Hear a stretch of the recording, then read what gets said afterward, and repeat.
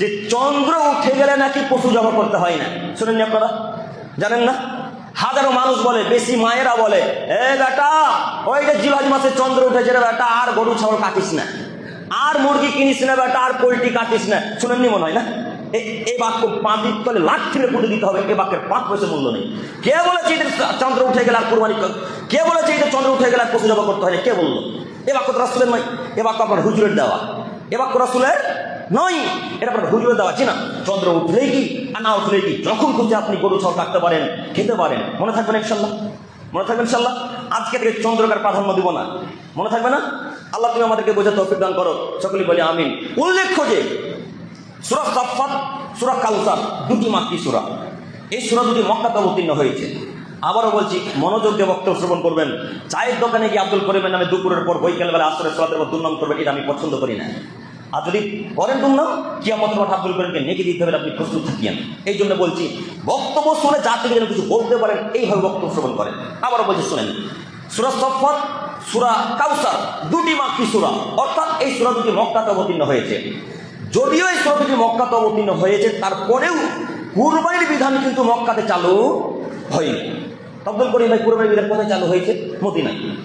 দ্বিতীয় হিজরিতে বানু কাইনুকা যুদ্ধের পর রাসূল সাল্লাল্লাহু আলাইহি ওয়াসাল্লামের উপরে কুরবানির বিধান চালু হয়েছে। আব্দুল করিম ভাই, তাহলে কি কুরবানির বিধান আগে লোকের ছিল না? ছিল। মধ্যে কিছুদিন কুরবানি বন্ধ হয়ে গেছিল। মধ্যে কিছুদিন ঈসা আলাইহিস সালামের পর থেকে কুরবানি চলতো না, তারা কুরবানি দিত না। আবার বানু কাইনুকা যুদ্ধের পর দ্বিতীয় হিজরিতে মদিনাতে আল্লাহ নবী সাল্লাল্লাহু আলাইহি ওয়াসাল্লামের উপরে আমাদের আল্লাহ কুরবানির বিধানকে চালু করলেন। মনে থাকবেন ইনশাআল্লাহ? এই কুরবানি দ্বিতীয় হিজরিতে মদিনাতে চালু হয়েছে, মক্কাতে নয়। সম্মানিত ভাইয়ের নামে আপনাকে বলতে চাচ্ছিলাম, কুরবানির বিধান এইভাবেই আল্লাহ তাআলা দিয়েছেন, যে হযরত ইব্রাহিম আলাইহিস সালামের সুন্নাত হিসেবে আমরা আজ পর্যন্ত পালন করে আসছি। একটু আপনাকে আমি এখানে আরো একটি বাক্য দেখাই, নইলে আপনি বুঝতে পারবেন না কুরবানির বিধান আগের মানুষের ছিল কিনা। যেহেতু কুরবানি নিয়ে বক্তব্য, তাই আজকে আমাদের কুরবানি সম্পর্কে আলোচনা চলবে ইনশাআল্লাহ। একটু মহান আল্লাহ তাআলা বলেন, ওয়ালিকুল্লি উম্মাতিন জাআলনা মানসাকান লিয়াযকুরু ইসমাল্লাহি আলা মা রাযাকাহুম মিন বাহিমাতিল আনআম। আদমের ছেলে শোনো, আমি আল্লাহ সুবহানাহু ওয়া তাআলা প্রত্যেক উম্মতের জন্য, প্রত্যেক জাতির জন্য কুরবানির বিধানকে চালু রেখেছিলাম। কেন? লিয়াযকুরু ইসমাল্লাহি আলা মা রাযাকাহুম মিন বাহিমাতিল আনআম। এই জন্য কুরবানির বিধান রেখেছি যেন তোমরা জবহের সময় আমার নাম নাও, অর্থাৎ বিসমিল্লাহি আল্লাহু আকবার বলে যেন আপনি কাটেন। এটা আল্লাহ বলছেন।